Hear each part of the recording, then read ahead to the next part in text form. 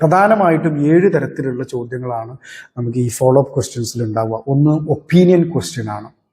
Opinion question എന്ന് പറയുന്നത് നമ്മുടെ സജഷൻസ് പറയുക എന്നുള്ളതാണ്. സജഷൻസ് പറയുന്ന സമയത്ത് 2 രൂപത്തിലുള്ള സജഷൻസ് ആണ്.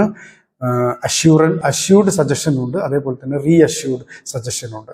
അഷ്യൂർഡ് സജഷൻ എന്ന് പറഞ്ഞു കഴിഞ്ഞാൽ നമ്മൾ സജഷൻ പറയുമ്പോൾ പോസിറ്റീവായിട്ട് പറയാം, ഇങ്ങനെ ചെയ്താൽ അങ്ങനെ സംഭവിക്കും. If the government support to plant the trees in the shades of the road, that will be a great benefit for the young generation. ഇത് ഒരു പോസിറ്റീവായിട്ടുള്ള ഒരു സജഷനാണ്. അതുകൊണ്ട് ഇതിനെ നമുക്ക് വിളിക്കാൻ പറ്റുന്നത് ഒരു അഷ്യൂർഡ് സജഷൻ എന്ന് പറയാൻ പറ്റും. ഇനി റീഅഷ്യൂർഡ് ഉണ്ട്, കരുതലുകൾ ആവശ്യമുള്ള സജഷൻസ് ഉണ്ട്.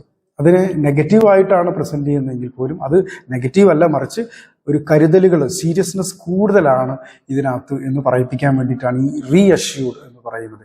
If the government is not supporting planting trees either side of the road, definitely the upcoming generation will suffer a lot.